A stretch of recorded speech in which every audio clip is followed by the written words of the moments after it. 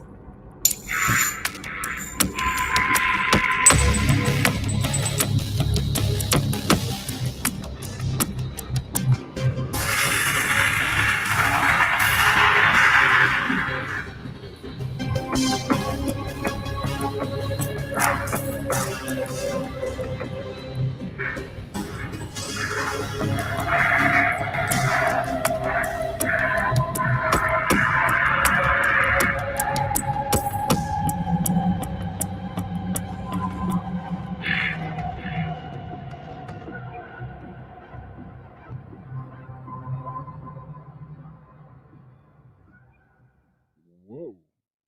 Whoa. That was loud in my headphones. Can you hear me? I hear you. Cool.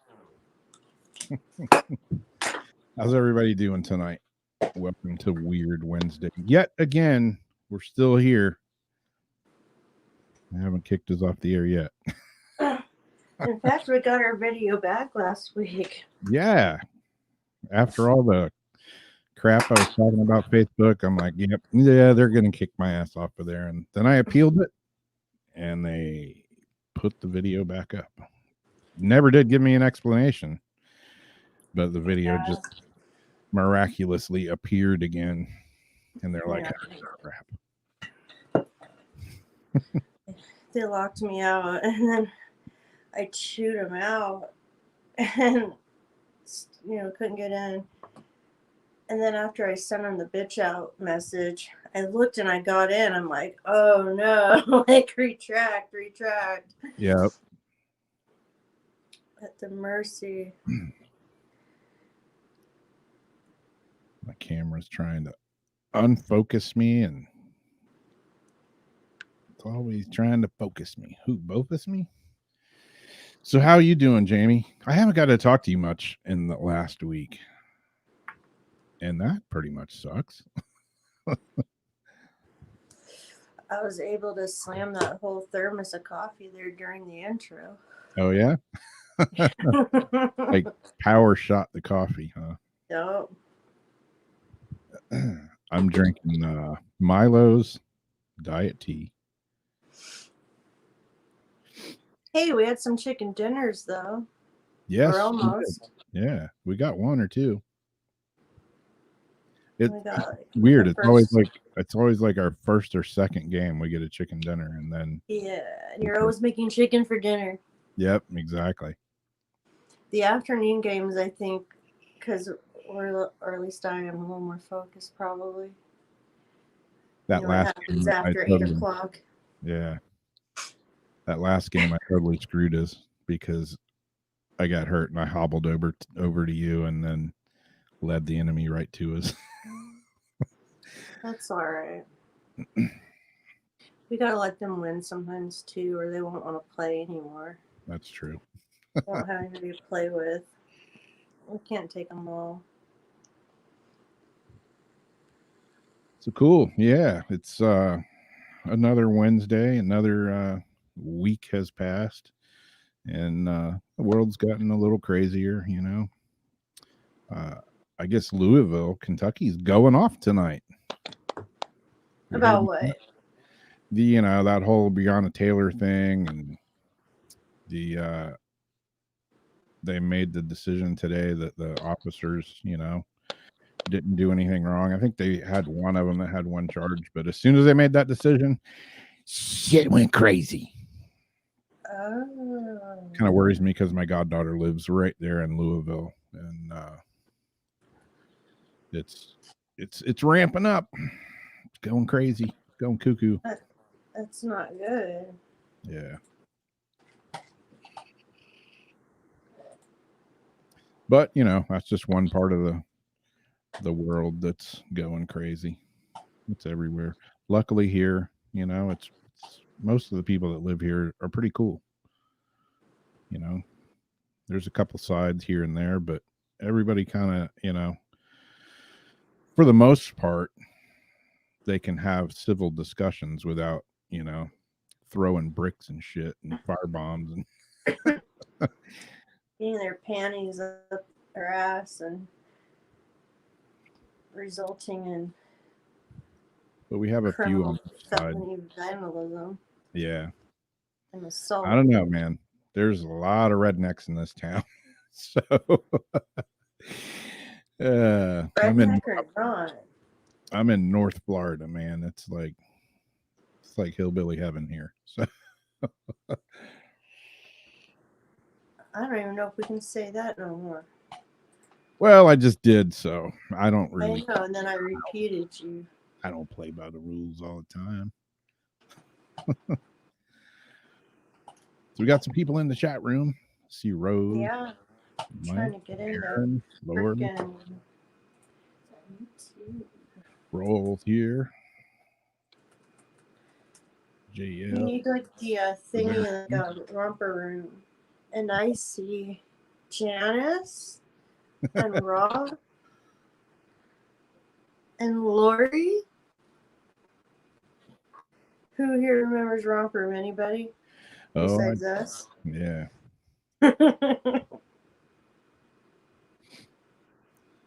Yeah, I saw. I think who was it? Chandra that posted the that Twilight Zone episode, the pig face people. That was like one of my favorite episodes of the Twilight Zone. They made a meme out of that. They're like 6 months wearing the masks. Yeah, exactly. The pig people. Like all the kids' ears are going to be growing like this. Yep. Mm-hmm. Yeah. So speaking of masks, I had some interesting conversations about masks. I don't have mine in here. I see a hi Jen who? I thought I had mine in here, but I don't. I got like 5 or 6 of them, but I wear those, the things you just pull over your face. You can wear them for a mask or a headband or whatever. They're for fishing or keeping the turtleneck, whatever. Yeah. And I'm used to wearing masks, so it doesn't bug me too much. But I'll be damned if I could wear one like all day. And like Darcy's a nurse, and she has to wear a mask 8 hours, and she has come to the conclusion that they're making her sick.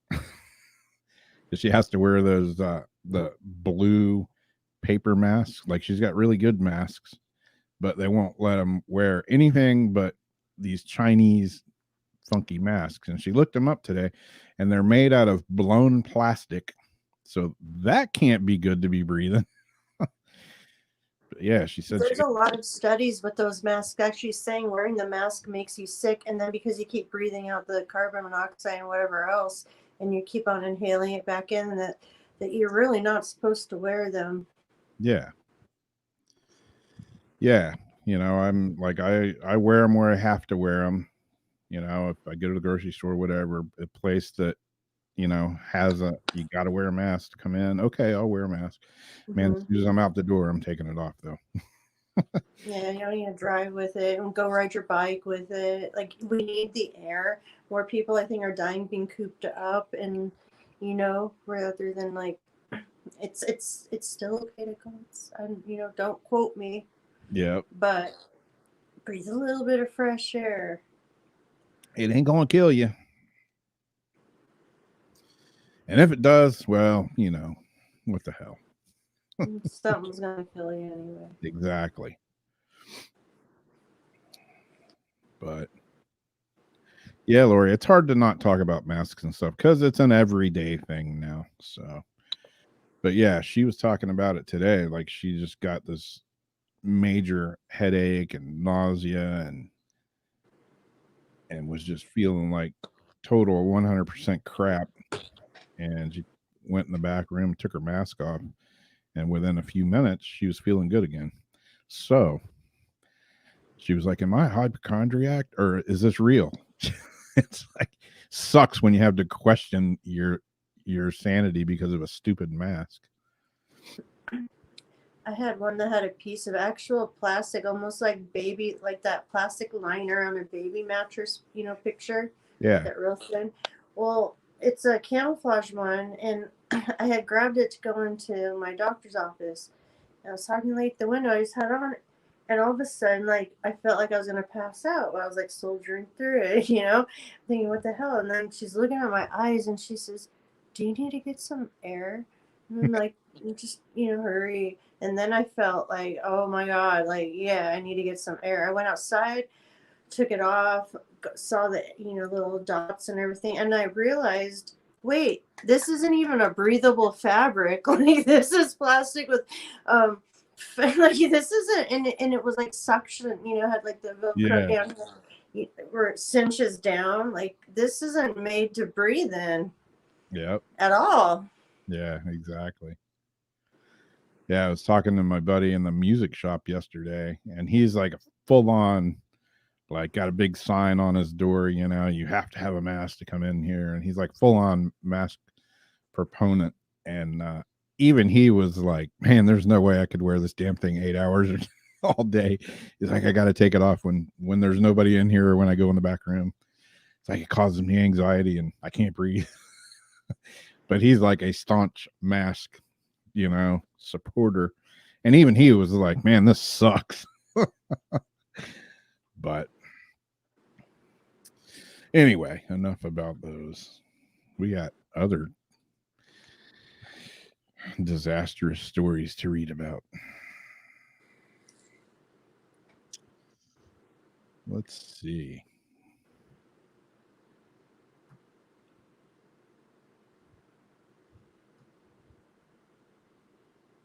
Are you waiting for me? Or I can go first if you want. Yeah. It doesn't matter. Let's see. I was like, should I be doing something? My every time I sit here and I do these pictures, and then they tend to disappear on me. I don't get it. It's inevitable. Inevitable is exactly correct. Well, no, let's do this one. You were talking about, Venus last week. And the plan. Oh, yeah. Yeah. We talked about penis the week before, and then last week with the fly traps. Yeah. Yeah.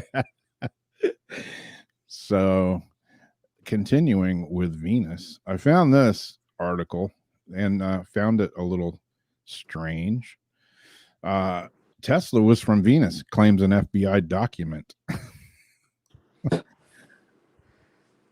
And this is, this is one of those weird ones, but it says a rather peculiar claim concerning Nikola Tesla has been found in the archives of the FBI's official website. There are a few people who have contributed more to the widespread implementation of electricity in the modern world than Tesla. A man whose allocates range from pioneering the use of alternating current to conducting experiments designed to transmit electricity wirelessly through the air. He was a smart cat. If I always say, if I could go back in time to hang out with somebody, I'd want to go hang out with this guy. Definitely. Back in 1905, he submitted a patent entitled "The Art of Transmitting Electrical Energy Through the Natural Medium," which was founded on his belief that the Earth itself is a giant electrical generator that could be harnessed to provide practically limitless amounts of electricity. But yeah, they probably squashed that idea because, hey, you don't want free electricity if you can charge people for it, right? Of course. There's no denying that Tesla was way ahead of his time. However, it seems that there are some who believe that his penchant for science and electricity had more of an otherworldly origin. In a declassified FBI document entitled Interplanetary Sessions Newsletter and dated June 14th, 1957, there's a paragraph which claims, quite bizarrely, that Tesla came from the planet Venus. And I actually have the FBI document here. I was like, You do. this is bullshit. It's not. This is just fake. But I actually have the document.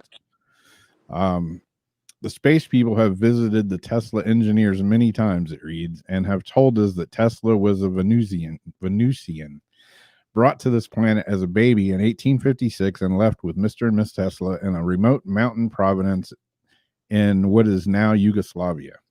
The apparent revelation was allegedly received by someone named Margaret Storm, who, according to the file, has been assigned to work with the space people.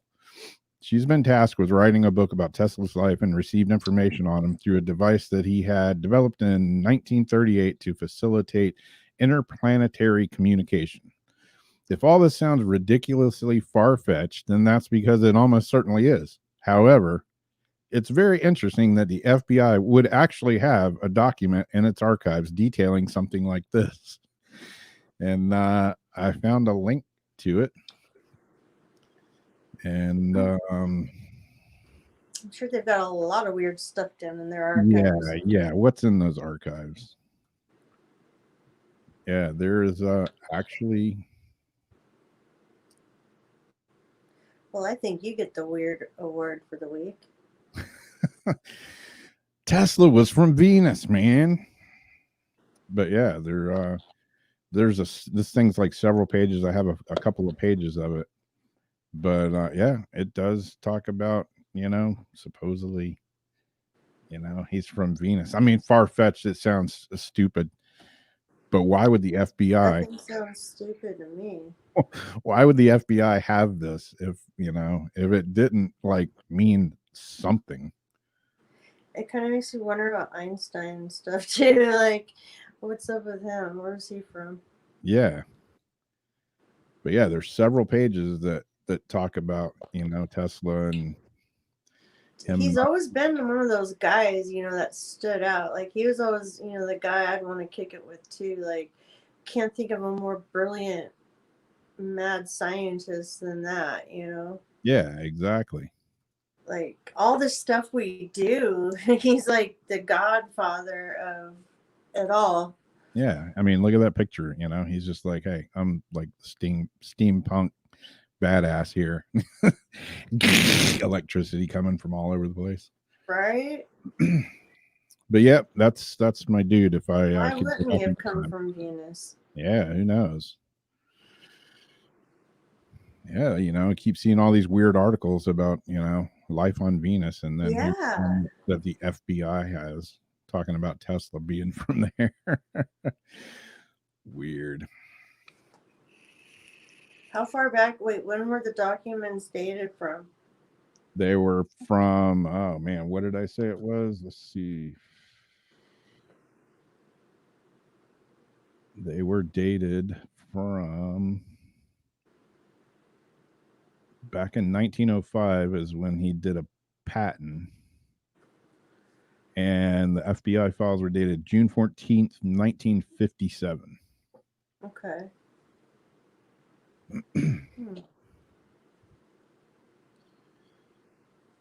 So, I want to hear what Jason thinks about that. You need to show Jason that. I'm like way behind on the comments here because I obviously can't read and multitask.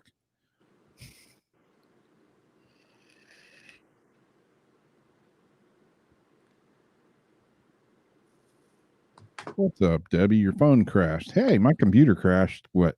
Literally 10 minutes before the show. I You know, crashed. if I'm gonna have issues with my computer, it's always going to be on a show day. It's either going to be on a Wednesday or a Sunday. Every other day works perfect. Wednesday or a Sunday is like hell day. Problems just arise. They just appear out of the ether.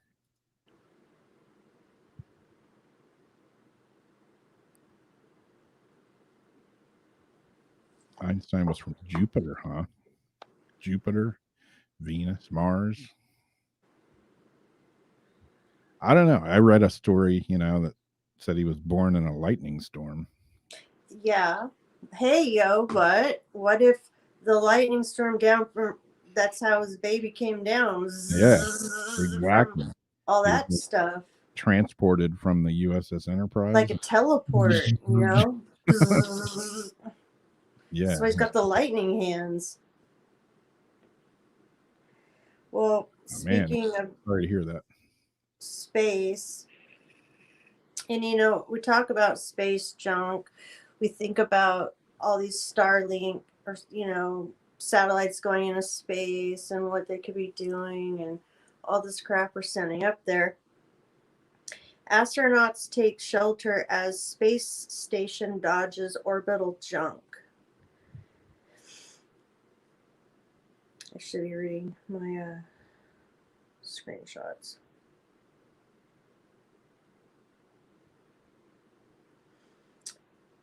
Bada boom.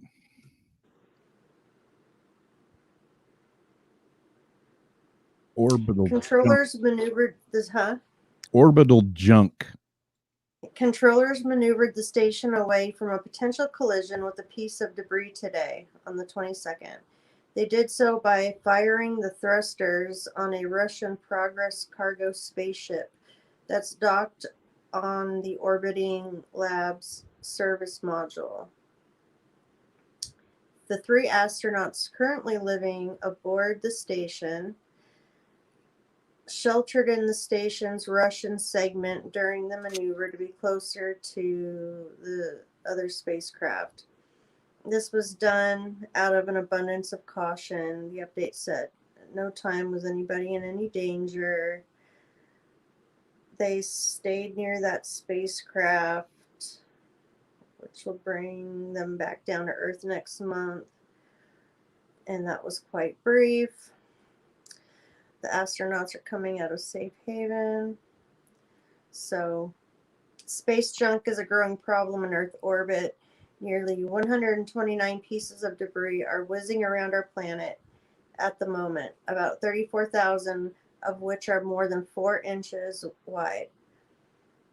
At the International Space Station's altitude, roughly 250 miles up, material zooms around Earth at about 17,500 miles per hour, so fast that a collision with even a tiny shard of debris could do serious damage to the orbiting lab. Hence today's evasive action. The 150-second-long progress burn boosted the station above the trajectory of the unknown piece of debris, which would have taken the junk within 0.86 miles of the orbiting lab. Junk dodging maneuvers are far from unheard of for the orbiting lab. The station has now made 3 such moves in 2020 alone. The debris is getting worse. January 2012, controllers moved the station to avoid collision with a piece of junk. So, yeah, definitely problems up there with all this crap. Yeah. And that's the Mars tools. That's all right. Little spaceman. Yeah, if we were to live on Mars, that would be a material used for housing and tools. But I guess we can move into speaking of space junk.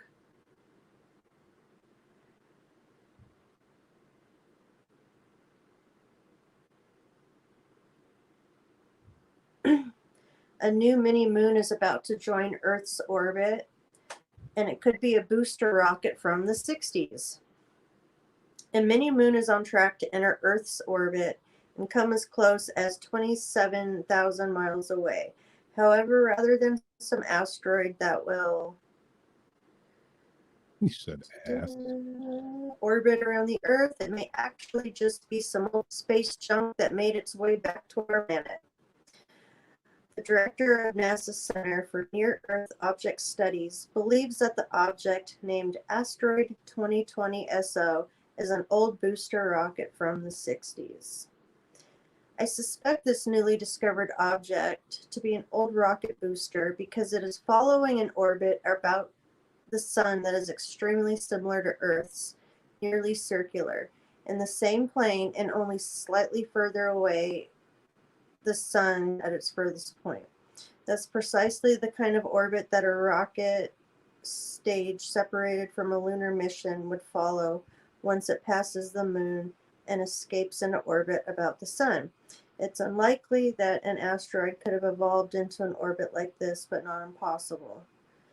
He analyzed the motion of the asteroid backwards in time, tried to link it with any mission launch, and found it was likely the vicinity of the Earth back in late 1966, and said that it correlates with the launch of the Surveyor 2 on September 20, 1966. That mission was designed to have a soft landing on the moon, but a failure led to the spacecraft crashing. The rocket was used to boost the spacecraft passed by the moon and went into orbit near the sun. Has not been seen again until now, he suspects. So it's likely to enter into distant orbit around Earth in late November. And if it's an asteroid, it would be considered a mini moon. However, if it's a booster rocket, it will just be another piece of space debris floating around space. So in about a month or so, they'll have a better idea of what it is. So if that could be a mini moon, then what could our actual moon be? You know, like on Jason's theory, it's not really just it's an interplanetary space station. Very trippy. Who knows? I kind of hope it's not a damn rocket booster. Yeah. And that is just too sad. All this space junk and space travel. I have that Deep Purple song stuck in my head now. Space trucking, come on. I know I'm weird. Speaking of weird, this has nothing to do with anything that we've been talking about, but I find it hilarious in a way. You know, you've seen all these stories about people, you know, proponents for defund the police, defund the police. Alyssa Milano is one, you know, she's been very outspoken about defunding the police. And wow, here's your picture. Defund the police activist Alyssa Milano thought she was in danger on Sunday and called, who does she call? The freaking police. Ghostbusters. Yeah, exactly. She should have called Ghostbusters.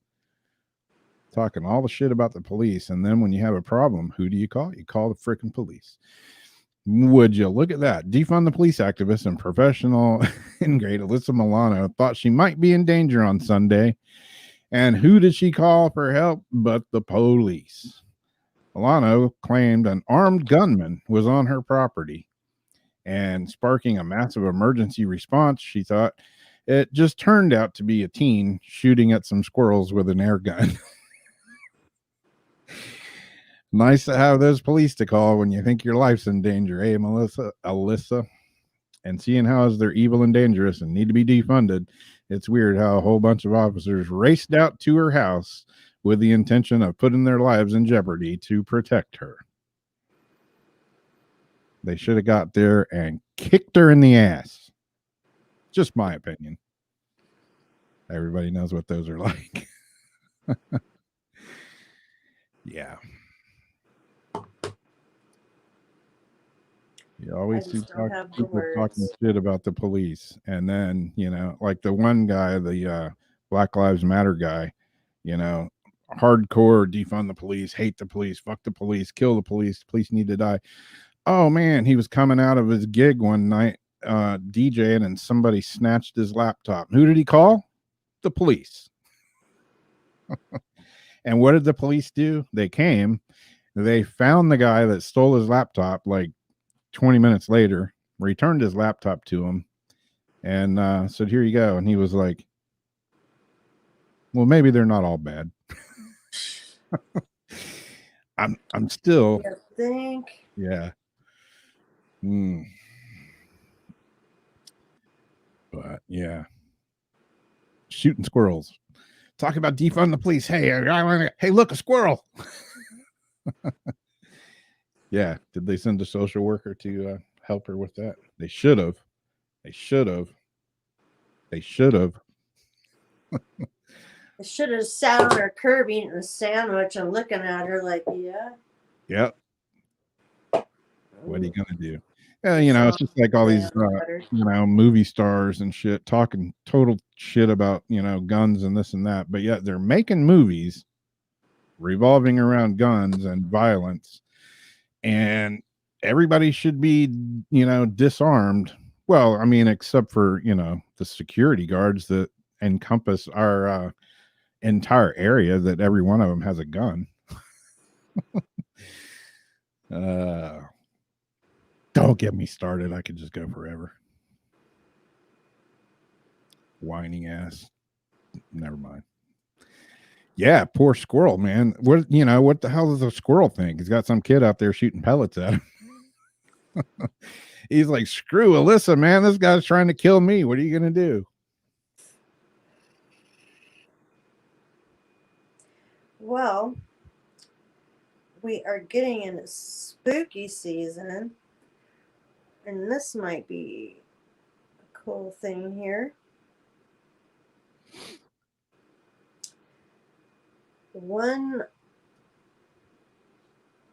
house for sale, the Lizzie Bourdain house.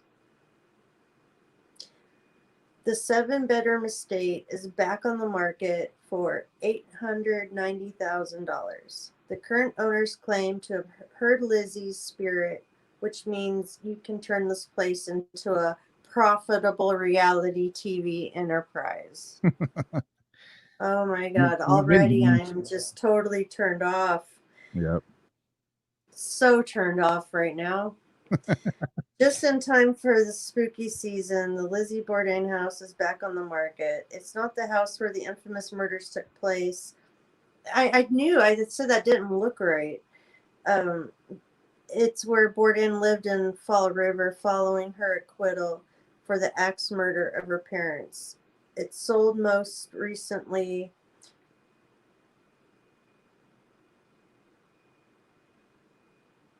to 2018 to Donald Woods and Leanne Wibler. They operate a Lizzie Bourdain themed bed and breakfast in the area until COVID. Wood and Wilbur were renovating Maplecroft to become a similar venture, expanding their Bourdain empire. But the project got to be too expensive, and now they're unloading the property for $890,000. Just The a mere infamous, huh? just a mere 890,000. I'm just not happy with any of this. If you're not familiar with Lizzie, she stood trial for the axe murder of her father and stepmother in 1892. The truth of what happened remains a mystery, even though the murders took place in the middle of the day, with many members of the Bourdain household home. In parentheses, they say, JK, Lizzie totally did it. In part because of contradictory testimony by investigators and a second axe murder in the area, a jury acquitted Lizzie. The live-in maid at the home gave a deathbed confession to her sister. In it, she admitted changing her testimony to protect Lizzie. At the time of her death, Lizzie had considerable wealth and several real estate holdings, but Maplecroft was her home. Definitely not haunted unless it is. Absolutely no reason to believe that the ghost of Lizzie Borden is haunting Maplecroft. She was, by most accounts, not discontented when she died. It's also very unusual for spirits to move properties. So her father and stepmother probably aren't still seeking revenge of this estate. The current owners claimed to the Herald News they've picked up paranormal activity, registering as many as 50 voices in the home, including Lizzie herself, who is not particularly talkative. Which means, no, that's not true. They're just throwing that on there to try to sell it. Yeah. I do not like when people. Okay, restoring a place is one thing. Having tours is cool. That's fine. But to completely make a bunch of shit up for the sake of TV or to take people's money, stuff like that, I'm just not cool with, especially because, just what's behind. I just have a lot of feelings about this. I don't like it. Yeah. Yeah, when it starts out like that, it's like, oh, okay, it's the Lizzie Borden house and blah, blah, blah. Oh, somebody should buy it and make a TV reality show with it. They're using that as a prop for selling it right off the bat. It's like, well, at least they didn't beat around the bush, Yeah. I mean, not saying other things aren't like exploiting it, but it feels like even more of an exploitation for some reason. I don't know. Yeah. And just being sick of stuff. It just gives like real, investigators, things like that, a bad name. People go there thinking like where I grew up in Moss Beach, we have the Moss Beach Distillery, where they had the blue lady, the whole story and all that. Well, yeah, there really was a lady jumped. People saw her along the rocks and everything. Yeah. But then they went and rigged it up with swinging lights. In fact, Taps went in there and did a whole thing on it, and found them all. They baited the damn place up, and so it's like you don't even want to go in there knowing it really was a haunted place before. Yeah. But because of all the theatrics, it just like takes away from the actual history and vibe and energy of it. Yep. Yeah, I mean, there's like the ghost tours here in St. Augustine. There's like, I don't know, 6 or 8 different ghost tour companies. And like Heather and Steve that we had on several weeks back, I mean, they go out and they do an actual, paranormal investigation. And Heather is like a history whiz and knows all the history of this town and can answer anybody's questions if they have any questions on, dates or whatever, when this house was built, how long this has been here, whatever. I mean, she's like just like Johnny on the spot with all that stuff. And, they take out ghost boxes and flashlights, and they have all kinds of equipment, and it's a real paranormal investigation. And then there's some that are more of a, they say it's a ghost tour, but they dress up and it's a lot of theatrics and like people jumping out to scare you and shit like that. It's not really, if I came and wanted to go on a paranormal investigation and I was a tourist and I got that tour, I would be a little bit bummed because, you're just hearing stories and half of them are like people that don't, haven't even lived here more than a year or two. And they just, don't know I don't know. Actual Some history people, of it. Yeah, some people like that. And, I give them credit. I mean, it's more of the entertainment side of a ghost tour, but it's not a real, paranormal investigation. When you go, you want to hear you want to know the facts. You want to hear the stories. You want to ask a question and have them actually know, the answer to it. Yeah. Yeah, and like when Steve and Heather take people out, it's, if people have never done it before, they don't you know, they don't like set stuff up or anything, and they actually kind of teach them how to do it, you know, the proper way to do it. And if it's experienced people, you know, they just pretty much take them to the places and let them go, you know, Yeah. and they're there for guidance and answer questions and stuff, but they put them on the, you know, on the spots and stuff, and sometimes some crazy stuff happens. And that's exactly the way what I expect out of paying money to go on a tour, like at a location or any type of tour like that, Yeah. to have the people behave and work just like that. Yeah. Yeah, Keith has a good question. Do you think the average tourist could handle a real paranormal investigation? Some of them, yeah.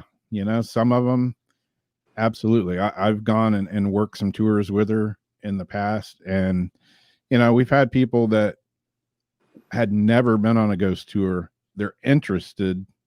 And, you know, we tell them up front, you know, well, they'll ask about, you know, hey, kid, you know, I want to get a ghost box and stuff. And, you know, and we tell them, hey, you know, it's not, it looks like a toy, but it's not really a toy, you know. And if you open yourself up to it, you might not like what you get, you know. So there's always a, you know, you got to kind of weigh that out, you know. And some people are just, they want to do it, but they don't want anything weird to happen, you know, because they're Yeah. scared.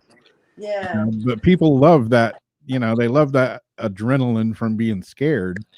And, Or the anticipation of being scared. yeah. And, you know, we try to tell them, hey, that's not what this is about. You know, we're not here to scare you, you know, but, you know, sometimes some weird things can happen. You know, I mean, I've been out there like at the lighthouse when, you know, there's been people that are just total skeptics, and those are the, like, some of the best people, you know, because they're like, it's bullshit, this is not real, you know. Love the skeptics. Yeah, they're like, the guy will be along just because his wife wants to go on a ghost tour or something, and next thing, I don't know how it works, but the spirits always seem to know that skeptic and go, okay, you know, and they'll, like, by the end of the night, they're like freaked out because something touched them or something, you know, and they can't make any sense of it because nobody was around them. And yeah, it's cool to see people like that at the end of the tour go, you know,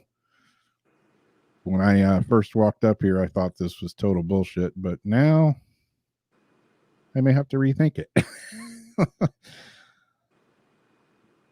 I know I've mentioned the story before. I've got a friend that's total 100% skeptic, doesn't believe in any of it, you know, but his girlfriend has been wanting to go on a ghost tour, and he's like, I don't believe that crap. I don't know what you do out there, but it's all a bunch of BS and blah, blah, blah. And nothing, I've lived here my whole life, nothing's ever happened. And I'm like, hey, you know, sometimes people go their whole life and nothing ever happens, but, you know, sooner or later something might happen that you can't explain. And it was like 3 weeks later I ran into him and he was freaking out. He was like, dude, something is happening. What did you do to me? And I'm like, what are you talking about? And he does construction and you know, stuff like refurbishes houses and does flooring, all kind of stuff. And he's like, man, I'm working at this place and I got all my tools. I'm the only one in there, and my tools and stuff are moving across the floor by themselves. And I'm like, hey, there you go. Are you a skeptic now? He's like, I don't know what's happening, man, but it's freaking me out. This shit's weird. Like, well, I told you. You never know. I'm like, do you have any way to explain it? He's like, no. He's like, I'm not kidding. I'm the only one in there, and I'll have my tools, you know, sitting like power saws and stuff, and they weigh, you know, 5, 10, 15 pounds, or the wind's not going to blow them around. He's like, I'll walk out of the room, they'll be on one side of the room, I'll come back in, they'll be on the other side of the room, and nobody else is in here. The door's locked. Nobody's in here but me. Like, well, that's funny. Sounds like you need to set up a trail cam in there. Exactly.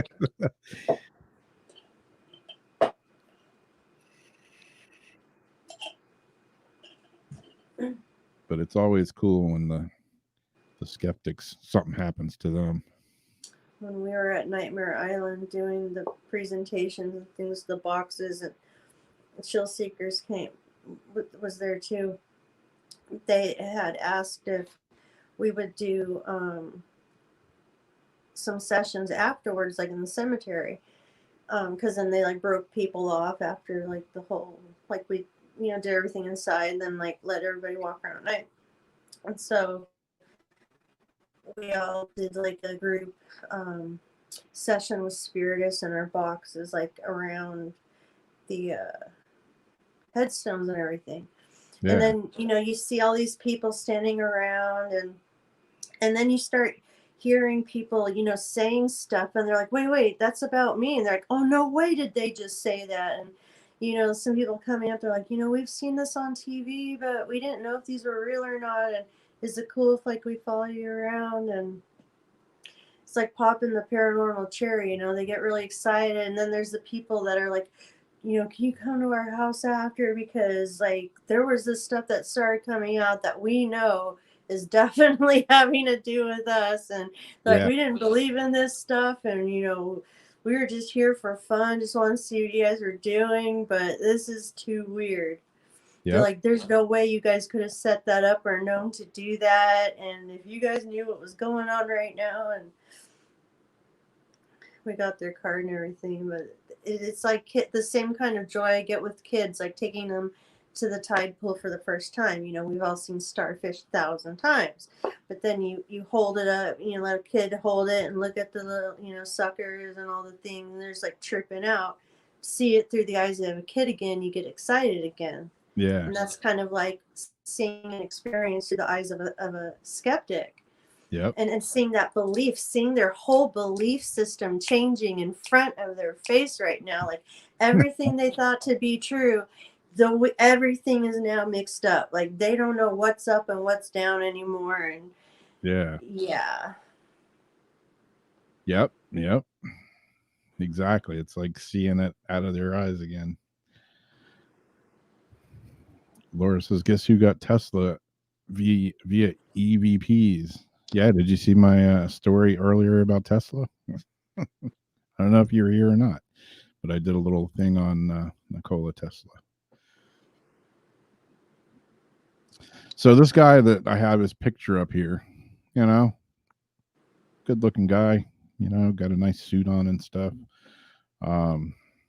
This is a weird story, not really paranormal, but just caught my eye and has some weird details. A woman walking her dog along a desolate stretch of road came upon the body of David Fouts, a successful tech employee whose strange death perplexed police until now. The headlines: man was found dead in ditch. Prosecutors say his wife may have poisoned him with mushrooms. Man was found in a ditch, and prosecutors say his wife poisoned him with mushrooms. When technology consultant David Fouts was found dead in a ditch on a rural Indiana road in April, investigators were baffled about how the 50-year-old got there and how he died. Just days before his body was found, the active cyclist and longtime dog lover who had adopted 4 greyhounds told his stepdaughter he wanted to buy bikes for her 2 children, saying he wanted to put them together himself to make sure the kids were safe when they rode them.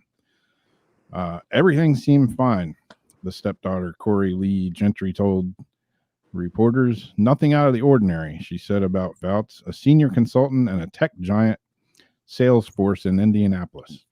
On April 24th, a woman walking her dog on a desolate patch of Overdorf Road in Noblesville in Hamilton County found the decomposing body of a man later identified as Fouts. He had cuts on his hands and residue from duct tape on his wrists and ankles, but there were no other outward signs of foul play. An autopsy showed that Fouts' body had been moved after he died. Yeah, no kidding. Duct tape around his wrists and ankles. But it gave a little indication of how he died. It's a real head scratcher. On Friday, after a months-long investigation, the Hamilton County Sheriff's Office announced that Fouts' wife, Katrina Fouts, 54, of Pendleton, and longtime family friend Terry Hopkins, 64, of Richmond, had been arrested and charged in connection with the slaying. Katrina Fouts is charged with murder, conspiracy to commit murder, false informing, and failure to report a corpse. Katrina Fouts, and let me just go ahead and I got her and his pictures. Okay, you see the guy that got killed. He's decent looking guy, and then this is a picture of his wife, Katrina.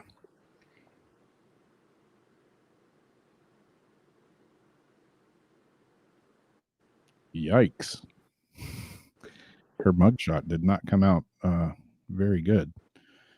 And she kind of looks like a meth head. Well, I would say for one, she don't have any makeup on. Yeah. Maybe the same age as the dude. What's up? She might have been crying, rubbing her eyes at the bags.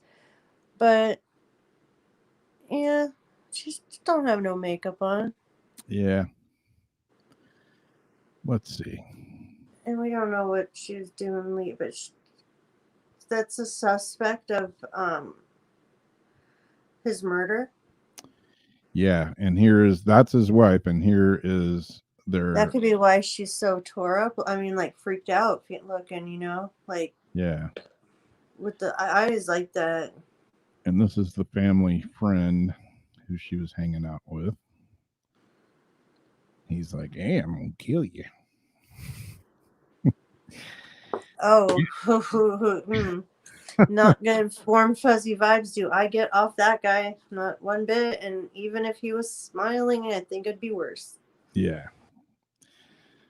So let's see, where was that? Oh, I don't like his eyes. Yeah. Hopkins was a retired police officer, is charged with murder, conspiracy to commit murder, and failure to report a corpse. He's got that offset left eye. See? Yep. The I keep wanting to say coxetology. Something about, I don't know. Well, I'm not even going to go there. The toxicology. I just did. Yeah. The newly released charging documents show authorities believe that most likely the cause of death is from chunks of poisonous mushrooms which were found in his stomach. There was a poisonous agent in his stomach that, if untreated, will produce death, the coroner told us. Terry Hopkins. Investigators allege that they found a screenshot of information about poisonous mushrooms on Katrina Fouts' phone. And again, like, if you're going to murder somebody, don't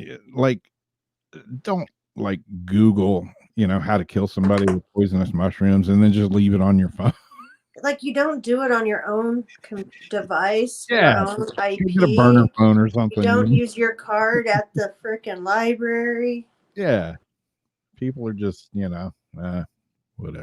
It's good that they get caught, I guess. Yeah. Katrina Fouts allegedly failed to report that her husband was missing or try to contact her husband after he vanished in April, say investigators in the charging documents. Investigators allege they found DNA evidence on David Fouts' shirt linking Hopkins, a longtime family friend, to Fouts' death, and affidavit shows that apparently they found some sort of DNA or something on his shirt that linked this guy to him. And he allegedly bought several suspicious items, including duct tape and some other items that were found on Mr. Fouts' dead He had corpse. a kill kit. Yeah, basically. Yep. Wrote that the mushrooms in the stomach of the victim, the contents of the stomach were identified as Luciabib canatum. I don't know. I butchered that, I'm sure. Oh, some sort of a mushroom. Yeah. And that was the basis for the cause and manner of the death. Hopkins, who Katrina Fouts called Pops, has known her whole life and helped care for her father. No. Yeah. Hopkins called her MKFAM, my kid from another mother. Oh, so they're definitely in cahoots with this one. Yeah, I think they got a little hee-haw going on there. And Katrina Fouts and Hopkins have not yet entered pleas, and Katrina Fouts' attorney had no comment and the attorney listed in the court records for Hopkins had no comment. Anyone with information relating to this crime, call Crime Stoppers at 317-262-TIPS or Detective Greg Lockhart at 317-773-1282. Indiana, man, that's over there, close to where Jason lives. So it's not Florida. Yeah, it's not Florida. Jason says definitely looks like a serial killer. Yeah. And of course, allegedly, everything that we're saying is alleged. Nobody's being accused of anything. And we're not giving advice on anything. And speaking of serial killers, I don't have another story to read, but my band played the 40-year reunion for the class of 1980 this past weekend. Oh, yeah. And, had a really good gig. And unfortunately, 40 years, like there's a table there with, all these votive candles or whatever. And they have pictures out of the yearbook, and it's all the people that are no longer with us. Yeah. And man, the table was full. There was like a lot of people that weren't here. And it was bizarre because the first one I walked up to when I did the story, like when we had Steve and Heather on and they were talking about William Darrell Lindsley, the serial killer that was here in town. And I did a video on that guy. The first person that I walked up to is a girl that I went to school with that was killed by this serial killer here in town. Out. It was like a whole table, and I walked right up and looked at hers, and I was like, wow, that's weird. Yeah. But yeah, she was one of the victims. She was a grade or two ahead of me, but she was cool in school, and then kind of went down the wrong road, and ended up in this guy's car, and that was the last ride she took. But it was pretty weird for me to just walk up, and that was the first deceased person from my high school that I saw, and I'm like, wow, weird. A weird moment is happening right now. Definitely. But anyways, so how's the fire situation out there where you're at? How's the air cleared up any? Off and on. Off and on. Does it still look like a foreign planet like Mars? Day to day. Yeah. It literally changes. Like, I don't even know what's going on anymore. Yeah, exactly. It's like you can look at it for so long, and it's just like, okay, I'm just gonna. You can breathe certain days, your nose don't hurt, the wind gets out, and then all of a sudden, you look again, and there's like the gray cloud. It's just constantly there. Yeah. Gone like tonight. I got some really good stars. I got some really good stars last night. Yeah. But then during the day, it was all smoggy and remind me of like LA in the 80s.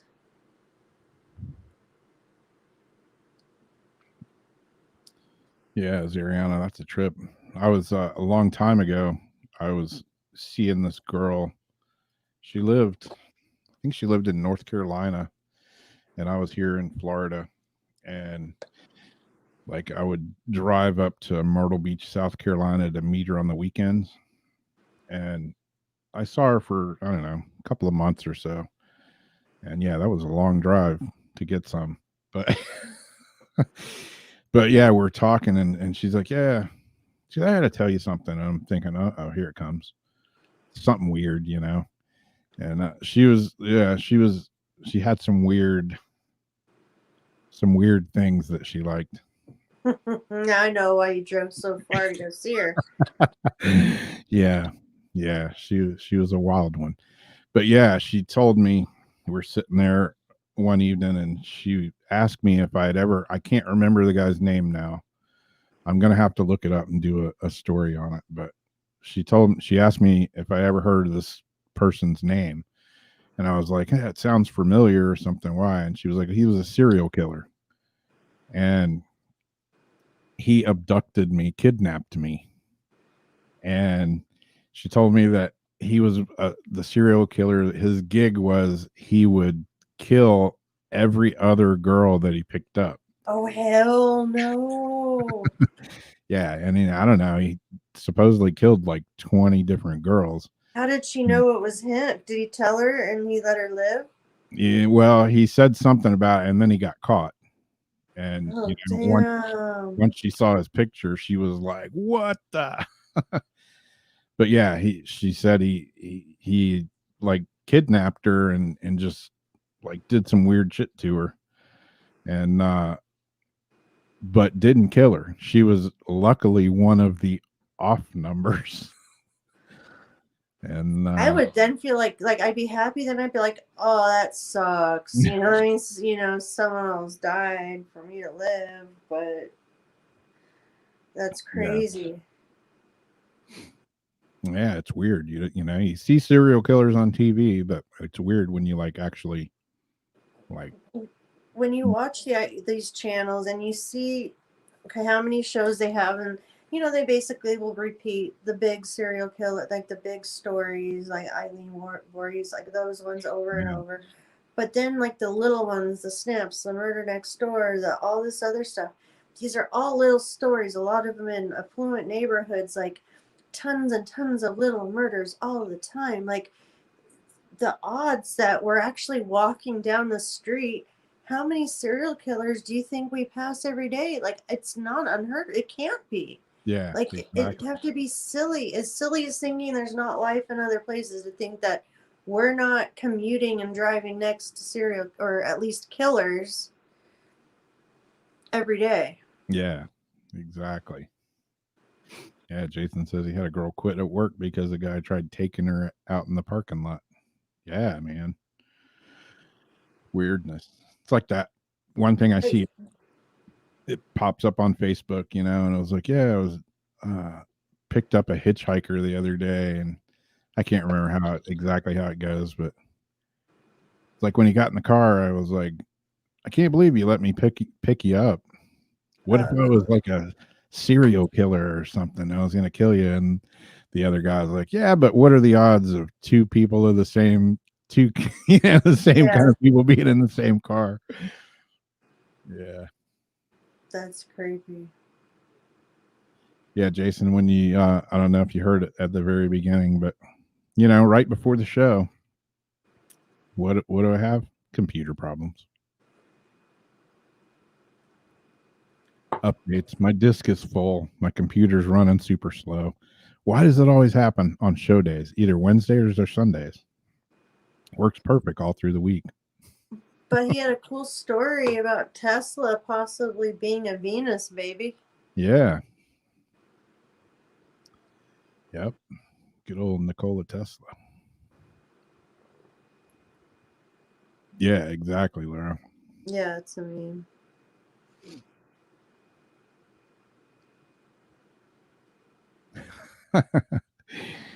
Yeah, you didn't find out that he was a serial killer? Oh, damn. Until you saw him on the 700 Club. And he had found Jesus and got to be good, right? It's funny how so many crazy killers and stuff go to jail and find the Lord. The house down the street from here, okay, when we lived in Moss Beach, the guy who actually lived in this house down the street killed his wife that lived here, drove to Moss Beach, dumped her off the place that we were moving from, and then we moved here to the house where then the killer was, and then he got arrested. Wow. But we also called it the murder house. The house you're in now? No, 4 houses down. Okay. But we called it the murder house. Yeah. Yeah, we got a murder house here. I did a video on that a long time ago, and Athalia Ponzel Lindsay, she got hacked to pieces on her front porch in broad daylight on her front steps with a machete. Oh, man. And they never caught who did it. Whoever it is, they may be dead now of old age or whatever, but yeah, they never Never caught who did it. Or if they did have him, they let him go because they couldn't prove it. But yeah, it still to this day is a nobody knows for sure. I was just reading an article about it the other day. They were talking about opening that case back up again. There's supposedly some new evidence. I need to grab my coffee. All right. I got a little video I'm going to play here. And then we'll do some ghost boxing or some card reading or something like that.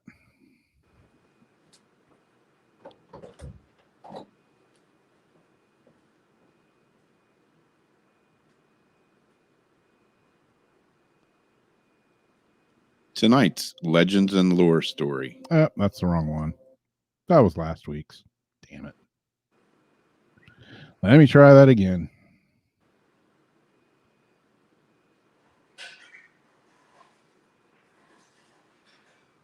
Here we go.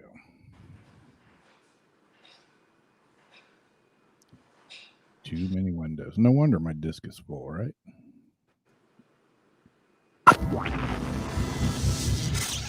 The Carol A. Deering, the ghost ship on the Diamond Shoals of North Carolina.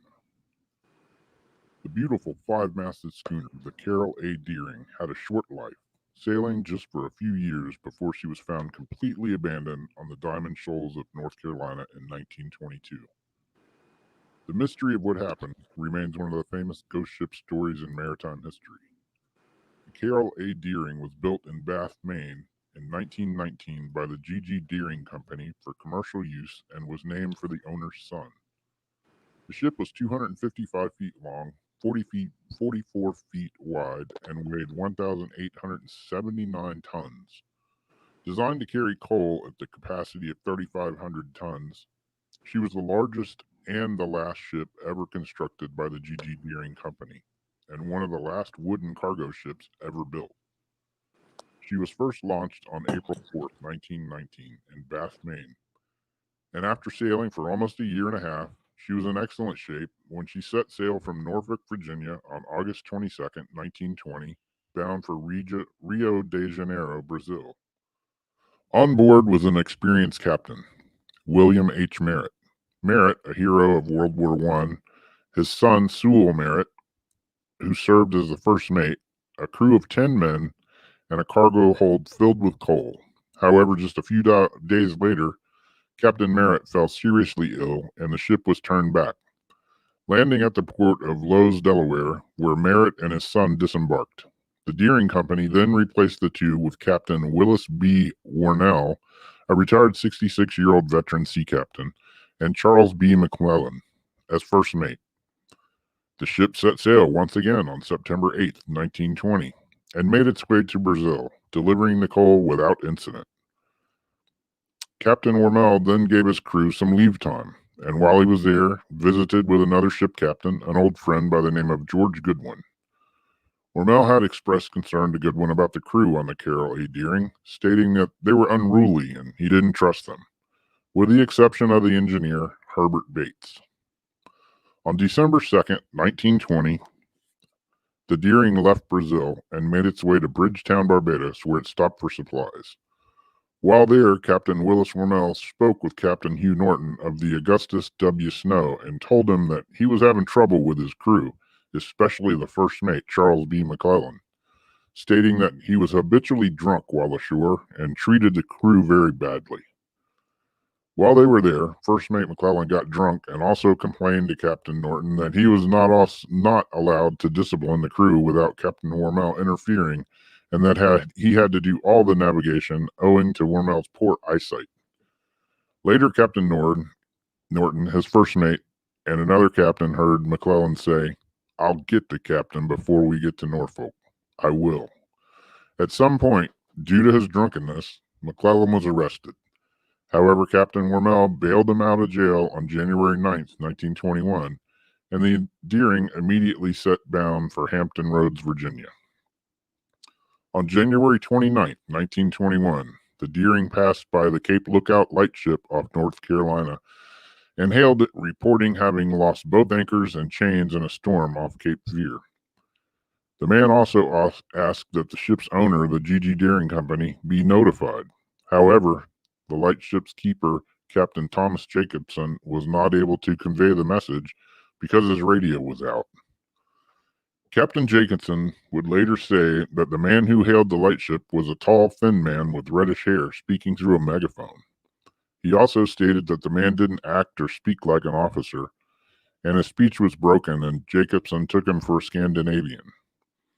Jacobson also noticed that the crew seemed to be milling around on the quarterdeck of the ship, an area where they were usually not allowed. The next day, the crew of another vessel reported seeing the Deering sailing a course directly into the Diamond Shoals.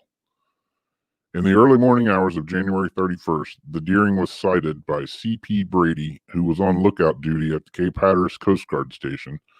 The vessel had run aground with all sails set on the outer edge of Diamond Shoals. Brady reported his findings, but rescue ships were unable to approach the Deering due to bad weather. It wasn't until February 4th that the ship could be boarded, at which time a tugboat rescue crew led by Captain James Carlson went aboard the Deering. The ship had been so battered it was taking on water. The crew found the vessel completely abandoned and much of the equipment had been damaged. The steering equipment was disabled, the wheel had been shattered, the rudder disengaged from its stock, and the binnacle box staved in and broken. A sledgehammer was leaning ominously nearby. Missing from the vessel were the ship's log and navigation equipment, the crew's personal effects, life rafts, and the ship's 2 lifeboats. The latter was hanging over the side. Ironically, the galley looked as if food was being prepared at the time the vessel was abandoned. There were ribs in a pan, pea soup in a pot, and coffee on the stove. Afterward, the ship was found to be unsalvageable. It was pulled out into the ocean and dynamited. Some of the ship's wreckage washed ashore on Ocracoke Island, North Carolina, where it remained visible for more than 30 years.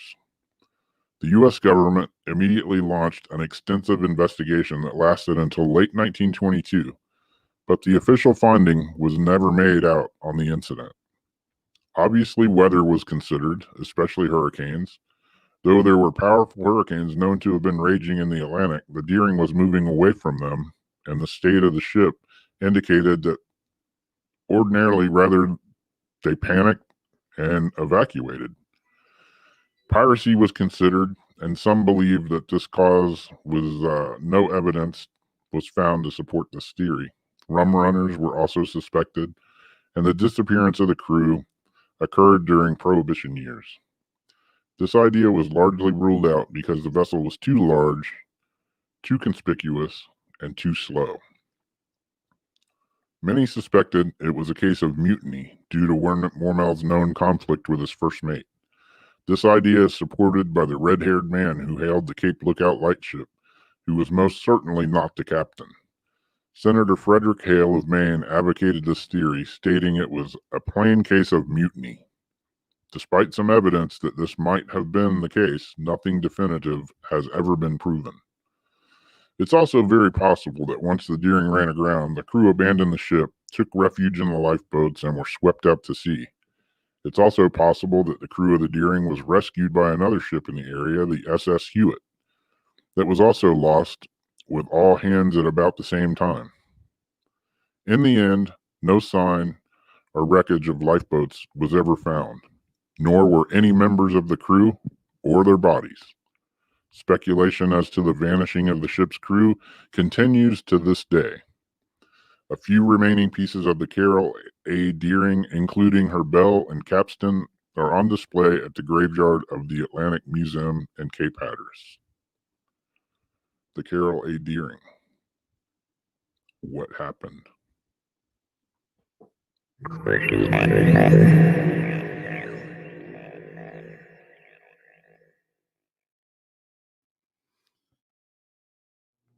So yeah, another ghost ship.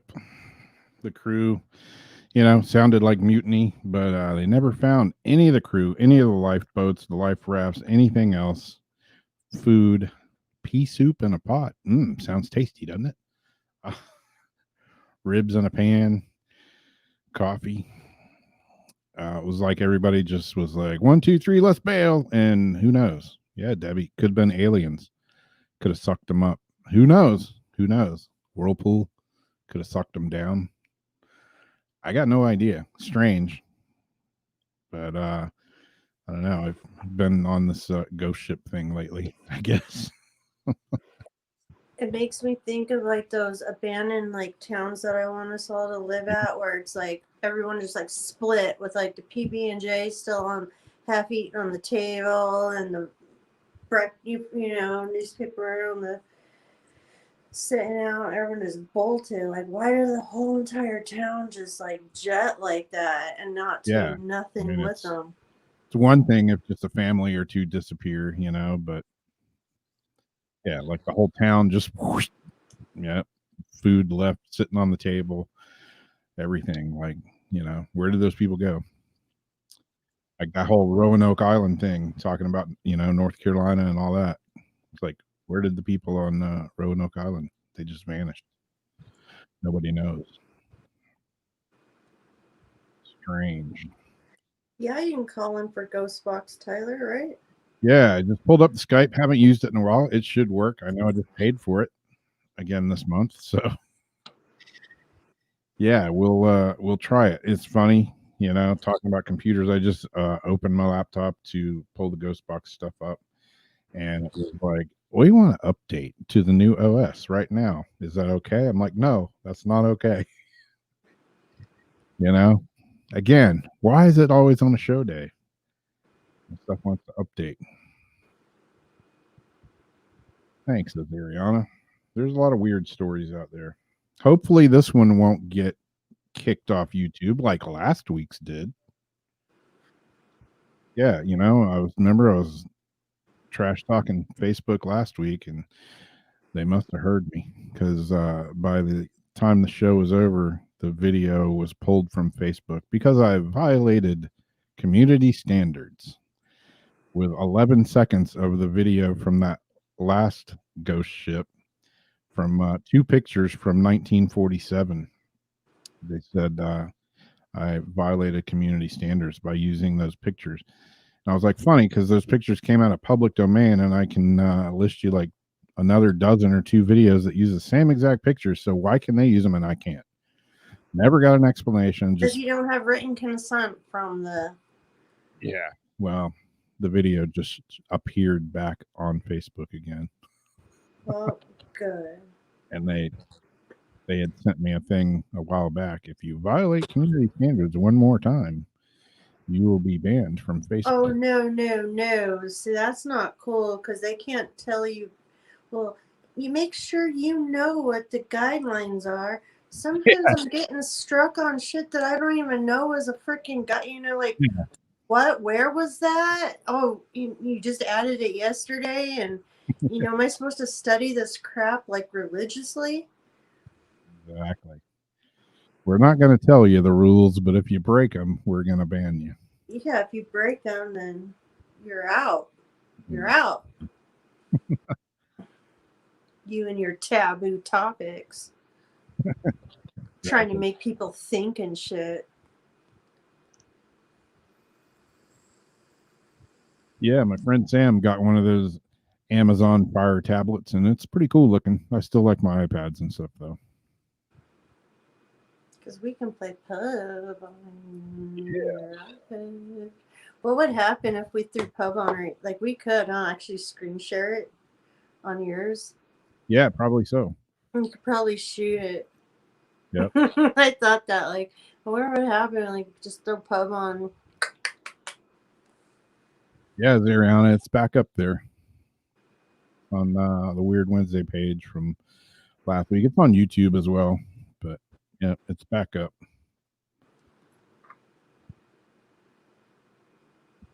An EVP on Facebook Live said slut, and you were in Facebook jail for 3 days. Wow. If they'd have got me on some of my ghost boxes. Oh, man. A lot worse things than slut. You would have gone to jail, like real jail. Yeah, maybe that's why they don't like me. Because of my freaky spirits. Because of your succubus. Yep. let's see if this is going to work. And yeah, Laura, I saw you wanted me to use the other ghost box that I have. I can't even. I'm having a brain fart. I can't think of the name. Elysian. My laptop is completely dead. It's plugged in, and I thought it was charged, but it's not plugged into the wall. User error. That was totally on me. Operator error. There's been quite a few of those lately.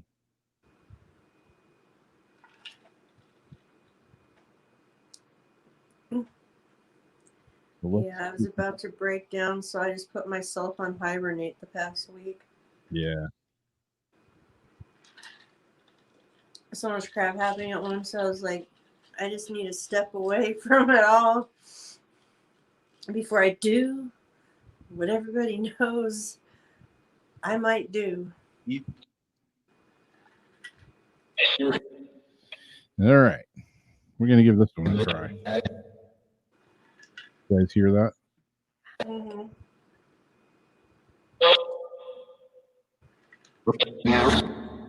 Let me have my earplugs in.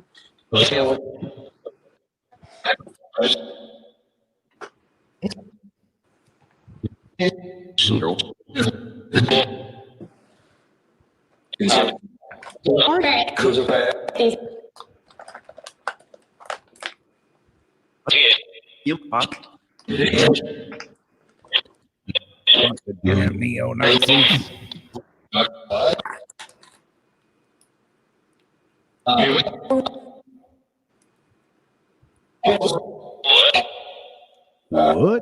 What?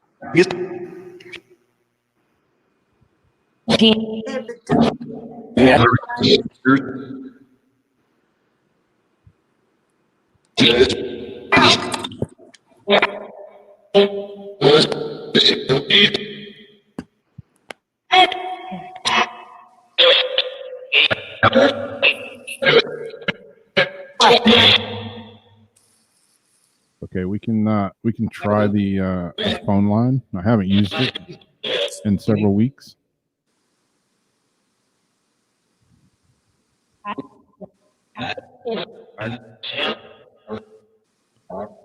But there is the call-in number at the bottom of the screen. So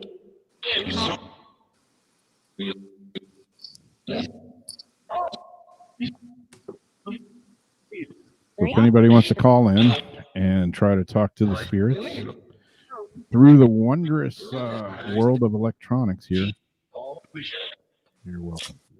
Did it say call or Paul? I don't know. I just heard that out of the back of my head as I was talking. Do the spirits want people to call in this evening? Do you want to talk to somebody?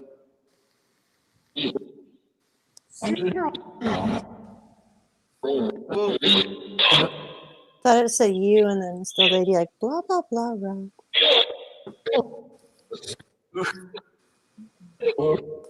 I heard Jason. You're like, Jason, don't go. Don't go. We're here.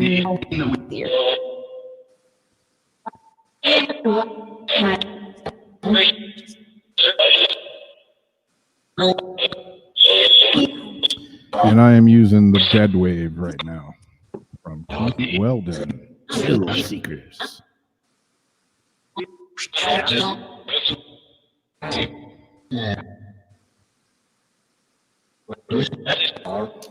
And yeah, the call-in line's flashing up across the bottom of the screen. It is 904-385. There you go. Hello, who do we have? It's Tyler, you buddy, pal. What's up? Not much. Okay, so there's a lot of things going on in my life. And I had an intervention with, I feel like she was an angel. And we'll let the ghost box talk because, like, I think she's my twin flame, and she's been in every single dream since the moment that I've gone through everything in my life. Huh. I Yeah. just read that this Really morning, cool. Tyler. That What's that? email that you sent, I haven't gotten back to you on that yet, but I did read it. Yeah, I was telling you about that, and my phone's freaking out when I forget what that lady's name is. I was saying in the chat room, my phone is just shooting off emojis like crazy. Do you have And a I've never girl? seen that happen before. Is there a girl next to you right now?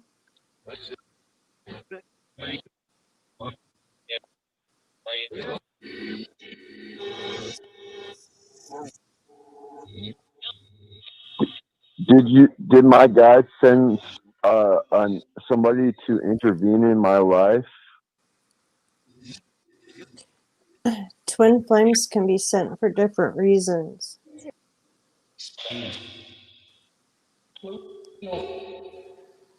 Yes.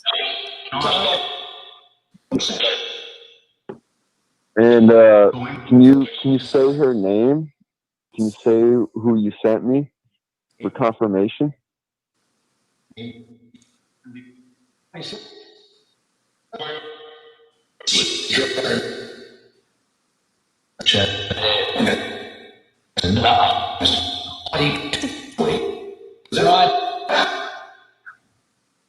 I think I just heard it. I think I just. I just heard Sarah. Oh no, that would be. A nightmare. Yeah, a memory I don't want to relive. Don't shoot the messenger. That's just what I heard. Is So somebody messing with my phone that's not a spirit? not today.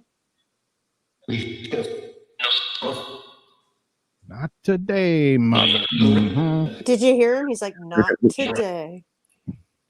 Because I've been having some weird stuff happen to this phone. I'm not touching it. I'm watching it on. It's on my sitting on my table, and I can see the chat, and then like I said, I'll see like the thumb up emoji. I'll see the shocking one, a crying one, and when you were talking about Rob walking up to that photo, that's when the tear one started coming off. But going on. Wow. ask why was this person sent into your life? What purpose? What's the purpose of this person coming into my life?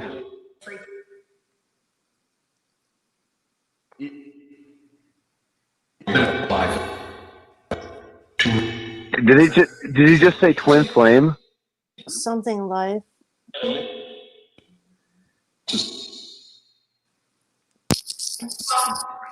Is it for a lesson? A karmic lesson? A good lesson? Is she platonic or is she a romantic relationship?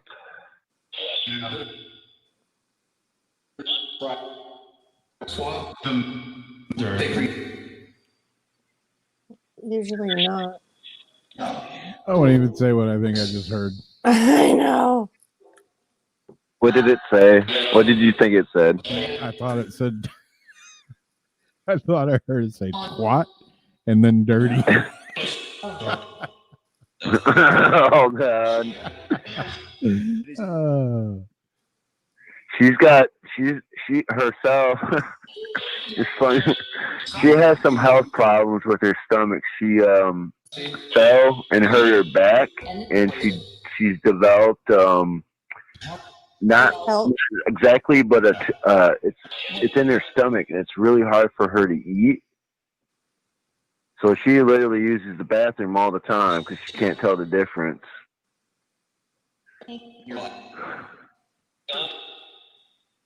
What? Is she super sick? Is that why I'm in her life?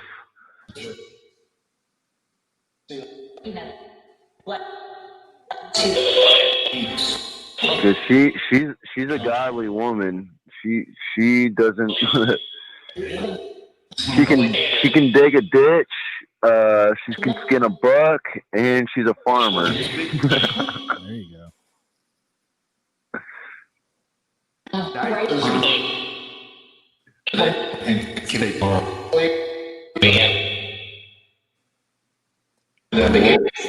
there something I should know about her? Should I be expecting?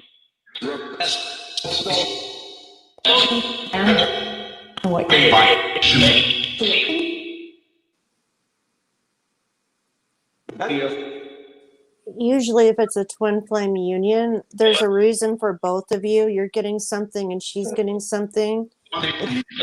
And it's something that was seeing within each other. But it's the purpose. If it's a positive.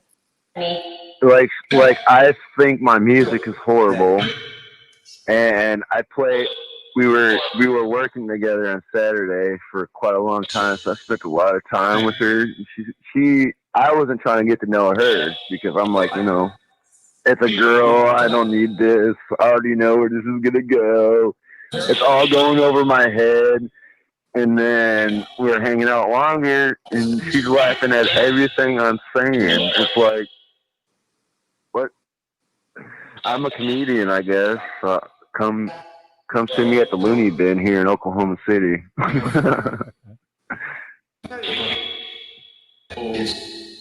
And then she was coming to tell me that she believes in God and she's saved and she doesn't mess around with just anybody.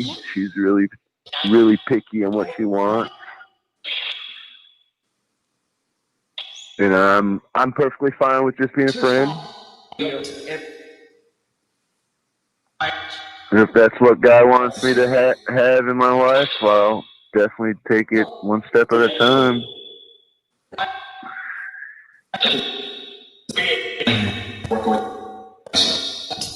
Yes, she'll definitely let you know. So Because the reason why I'm bringing this up is because I've had, like I said, serious dreams about this woman, and I'm looking at her, and it's like I know her from somewhere else in life. I met her before, and I just don't know where. Well, that's a sign. Does she And feel then now the I'm just having same? constant dreams about her, and I woke up and I said to myself, do I really love this person? Like, not because love is there's multiple words for love. You know what I'm saying? Not like I'm in love with her. I'm not in love with. She's not a god, so I'm not in love with her because she's a goddess. But just like a platonic thing, yeah. Does she express feeling the same? Yeah. She called me up today and told me about, just talk to me about, how to react towards her, and that she's really thankful that I respect her.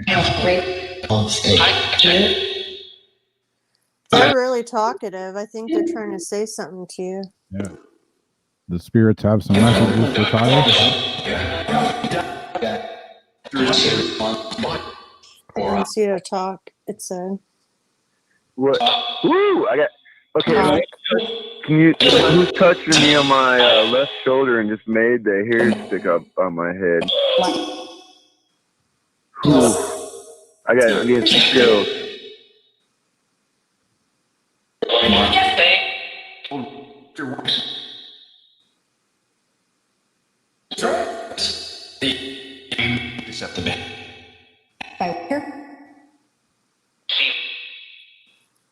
Now I'm feeling like you know how you take your fingers and you move down someone's back and it kind of gives you like the little I'm feeling something going down my back with a touch. It's going down my spine.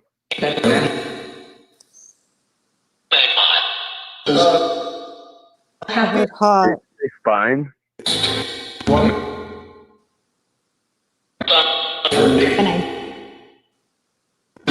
Do you have any other questions for them? I guess Am I doing everything I'm supposed to be doing? I'm assuming so, because a lot of doors are opening up so fast. I'm about to get 40 hours. I'm working for the Haunt, and I'm also doing some side gigging for a grow operation. Good.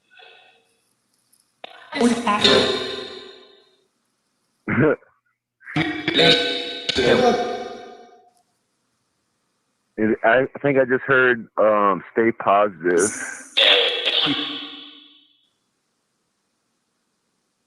Well, thank you, Spirit, for coming through tonight and talking to me.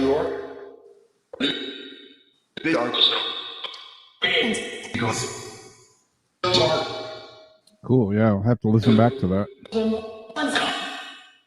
Yeah, that's a lot.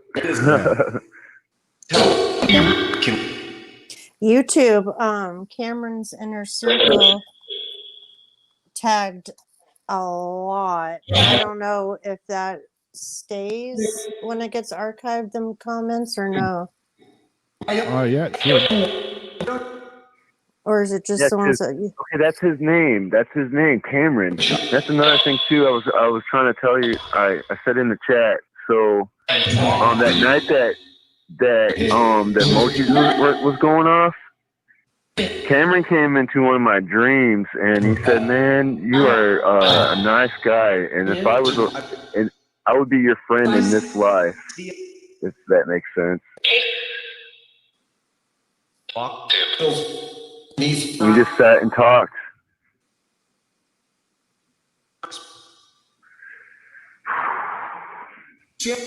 Oh, cool. Trip. Alrighty. All right, man. Thanks for calling, buddy. Oh, thank you, man. Thank you, Jamie. Have a good night. Good night. Get some pew pew pew this week. See you on the battlefield. All right. Yes. Pew pew. Stay weird, yo.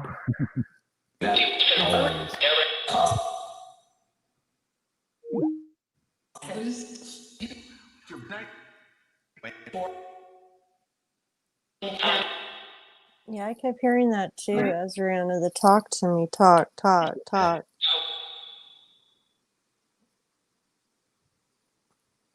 There was a second there, though, when I'd asked if he had someone actually next to him, where it sounded like a female's voice, not out of the radio, but like a voice next to him. Wow. But then I didn't hear it after.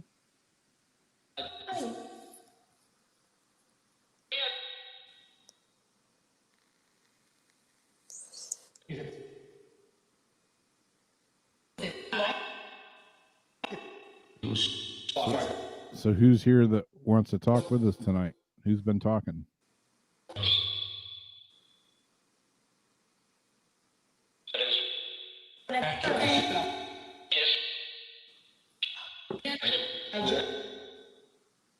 What would they just say? I didn't catch that.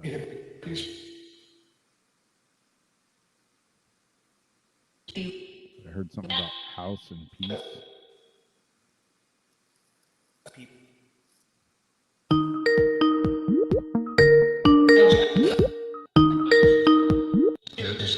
Hello, who do we have? Hi, this is Sherry. Hey, Sherry, how's it going? Going good. I just wanted to see if my son would come through. All right. Go ahead and ask some questions and we'll see what happens.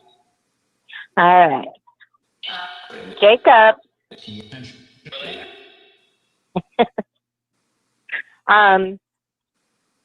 I'm wondering if he wants me to,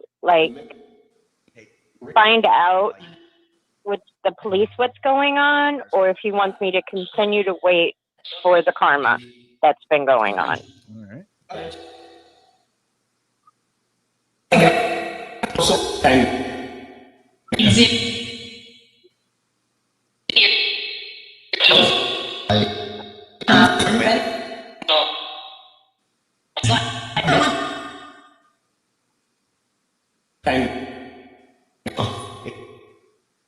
Like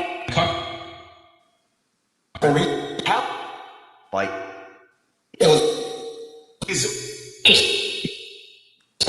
they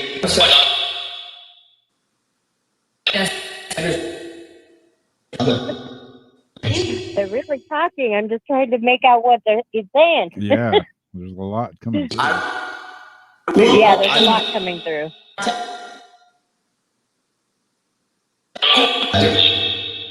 And I'm always surrounded by a bunch of spirits. Of what kind? They're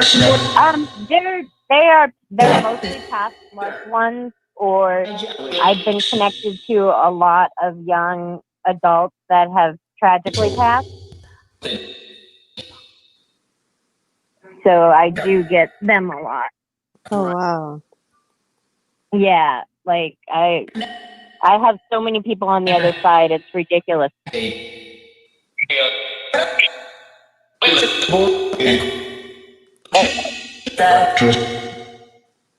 Yeah.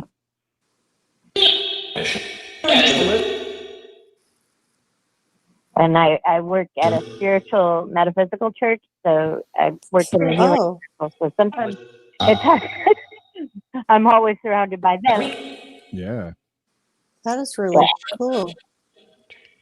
Yeah. Yeah, I usually get home from church right after 9 and catch you guys.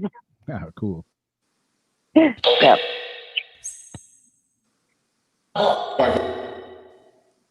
I'm hearing a whispering that seems like it might be saying things to listen for on playback. The spirits have any more messages? Sorry, but my phone's messing up on me again. My It's okay. son does that.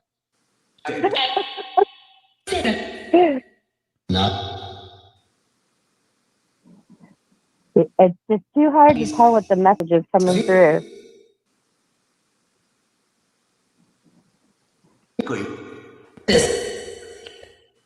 fuck dope.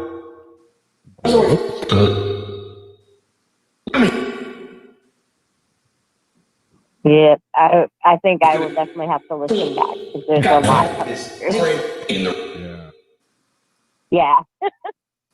That's the part I was afraid of because of all my connections. Was everybody would try to speak at once. Yeah, exactly. Yep. All right. Well, then I will just go back to listening and see what I can get. All right. Thanks for calling. All right. Thank you. Thank you.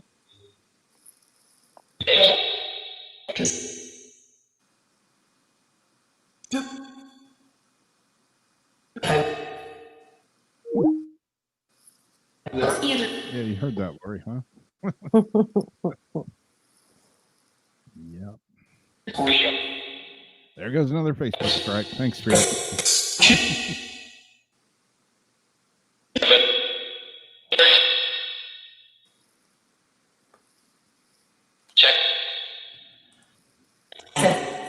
What are we supposed to check?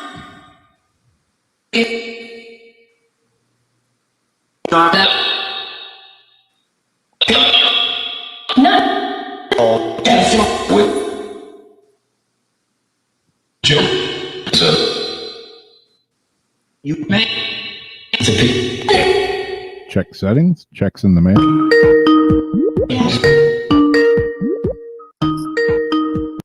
Hello, who do we have? Hello? Hello. Hi, Rob. It's Laura Wolf. Hey, how's it going? Good. How are you? Good, good. Well, not good, but generic statement. Yep. I have a question for my son, Cam. Okay. Why are you sending all these random people, random mediums, and other random people dream visits instead of your own mother when I'm having heart attack symptoms? All right, Cam, can you answer your mom? Was that him with the heavy breathing, the deep sighs? I don't know. It might have been me.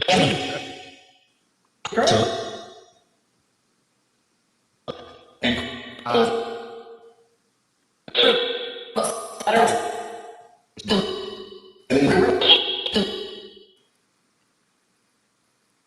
you hear me?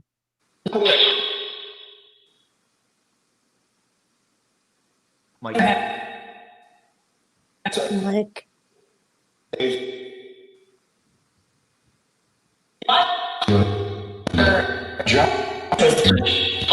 And it sound like hitting a mic. Don't you usually tell him to grab the mic? Yeah, that's what he says. That's what I tell him to do. Grab the mic because he's a comedian.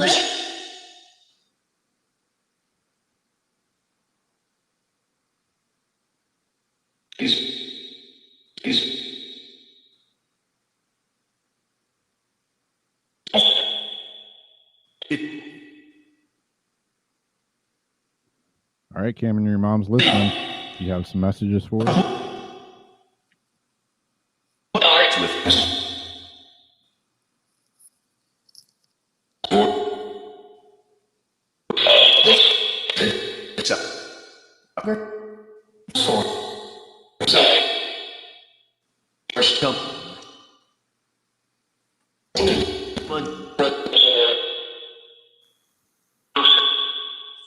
It's like we're talking about them all talking at once, and now they're getting quiet on us.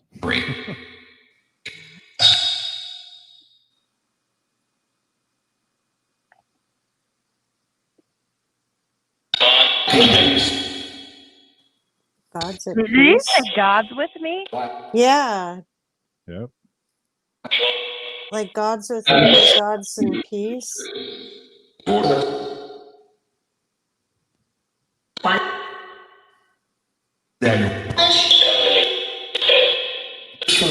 think I heard the name Daniel. That's how I'm gonna sound when I'm dead via EVP. That high pitched. Cindy Lauper voice. Wait, what was that one? It said with Cameron said. Something I didn't catch that one. I was listening that back.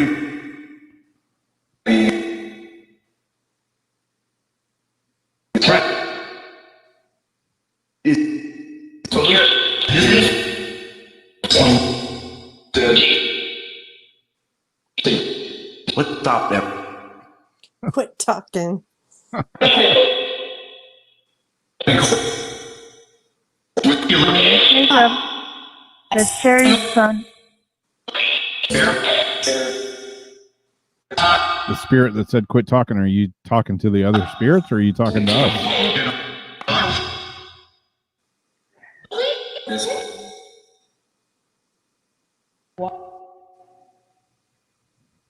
If I don't know if Sherry's still on Facebook or if she's still listening. Cam tells Jacob, her son, to be quiet so that he can talk to me via EVP first.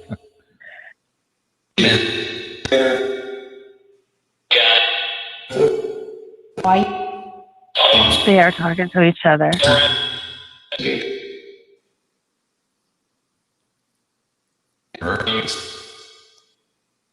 Okay, spirits, you have some messages for Laura?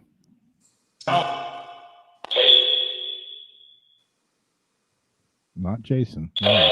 Am I having a heart attack? Do I need to go to the emergency room?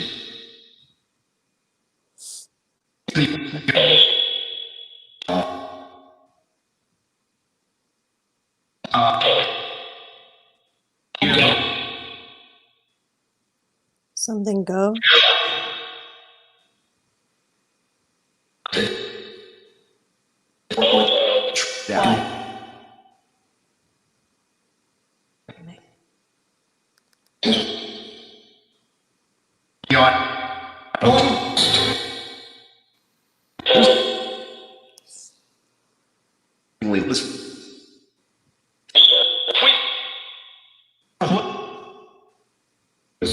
Debbie says she heard it's a panic attack. Oh, I've been having that too.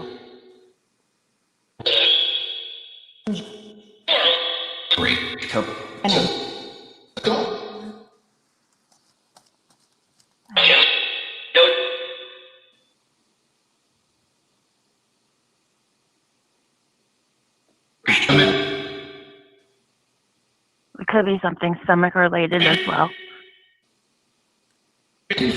I'm going to hang up though because it's easier for me to hear on YouTube than through the phone. Okay. And then I'm typing in Catherine Cameron's Inner Circle. All right. Thanks for calling. Okay, love you guys. All right. All right, bye. Good night.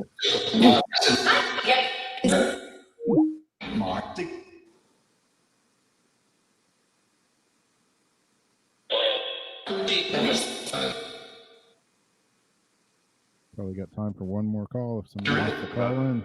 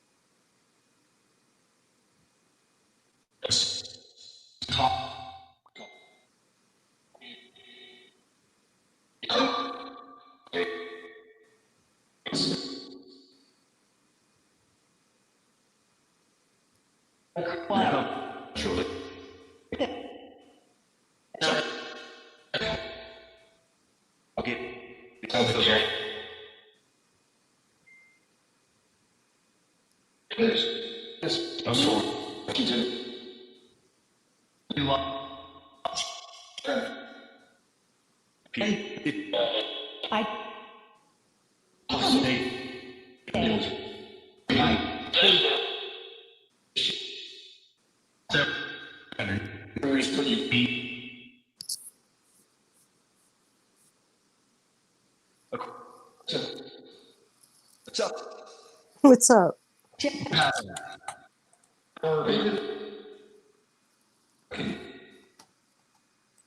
When Sherry had called and she picked up the phone, as soon as she answered, I heard like, yo.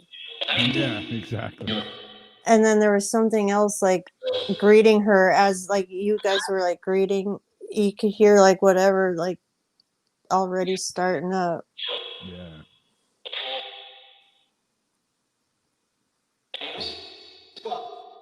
Oh, Oh, yeah. oh. And then there's that.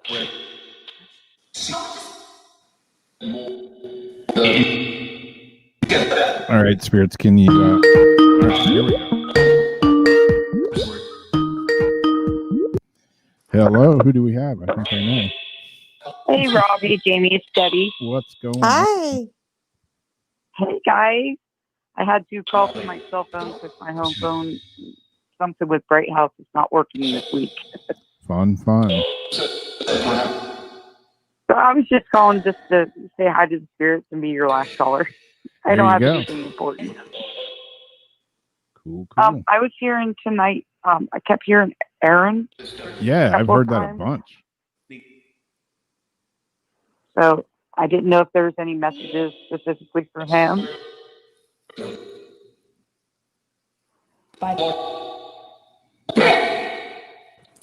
The spirits, when you keep saying the name Aaron, who are you talking to?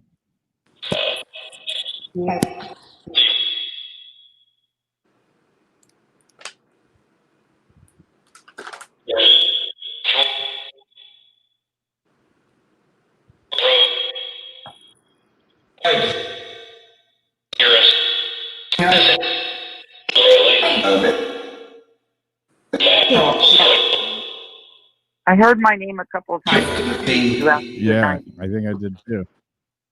So I wasn't sure if there was anybody that had any messages for me.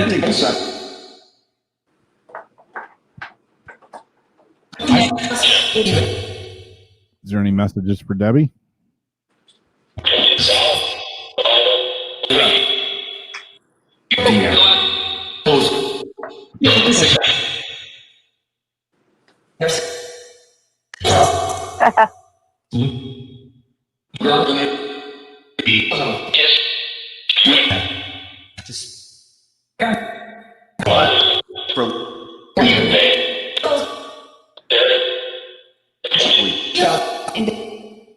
So I do have a question.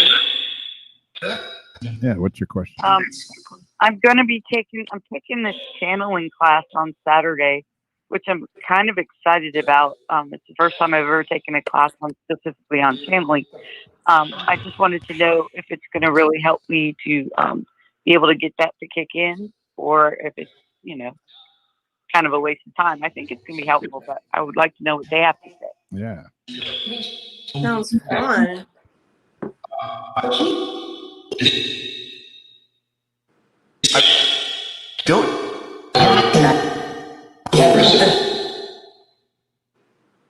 Very deferred channeling. What do you guys think about the channeling class Debbie's going to take this weekend?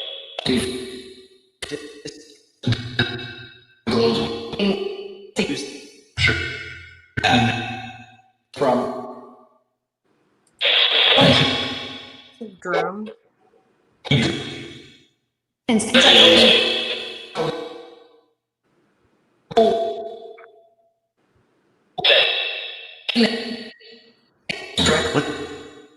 Connect.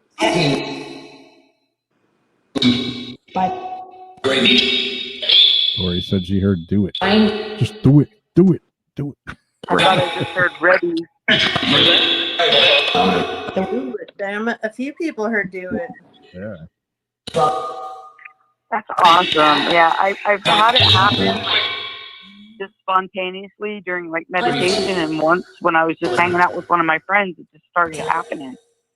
So I know that I'm capable of voice channeling, but I don't know how to like just make it happen when I'm ready for it to happen. It just seems to come on when I'm not expecting it. So I'm hoping that this will be able to help me to be able to do it when I'm ready to do it instead of whenever it happens, you know? I bet it will.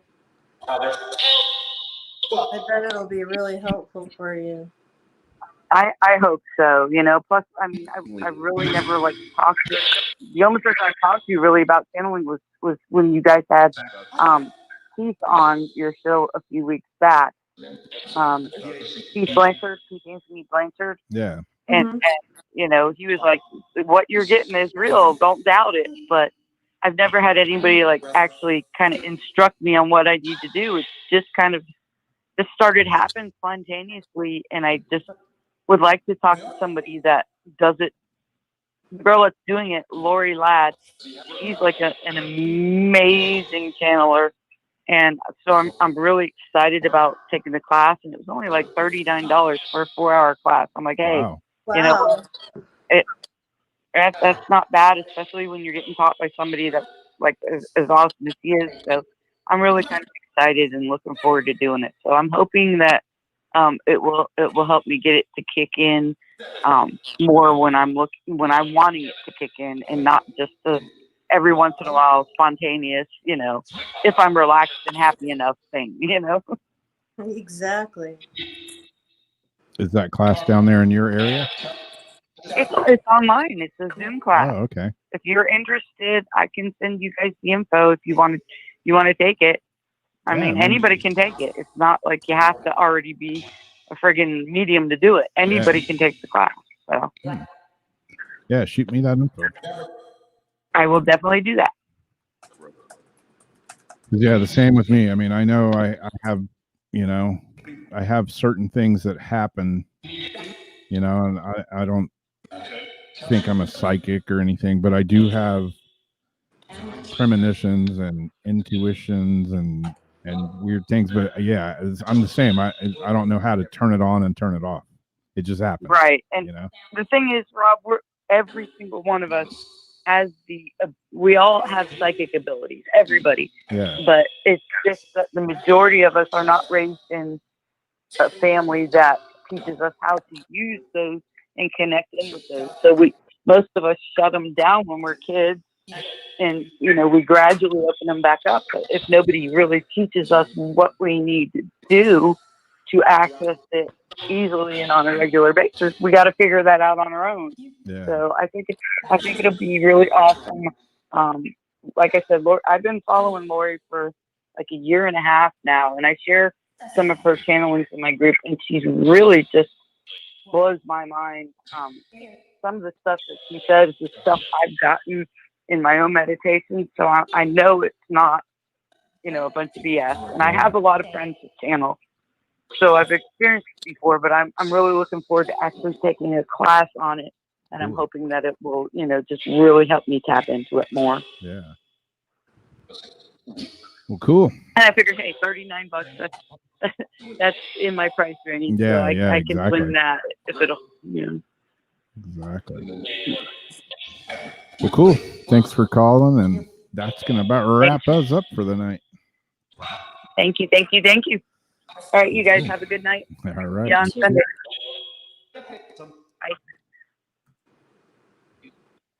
Well, cool. Yeah, it's right at that 2:00 hour for me, so that means the show is a wrap. It's getting closer and closer to our 1-year anniversary for Jamie and me. So, a few more shows, and it's what November? it's November 21st. Okay. 6. We're gonna have our Halloween show, and then we'll have to do something for the next month for the year. Yeah. I think we only missed one show in that whole year. Yeah. That's pretty good for us. Yeah, dang. Yeah, it was funny. You asked me like 4 or 5, 6, 10 times, hey, you want to do a show together? And I'm like, yeah, we should. And I was dragging ass. But then all of a sudden we both got motivated. Exactly. Or well, I did, I guess, because you kept bugging me about it. But and it's worked out great. So yeah, thanks to everybody for hanging out with us, and we'll see you Sunday night on Paranormal Soup with Jason Bland. And until then, stay safe, stay weird, and we'll talk to you guys later. Good night.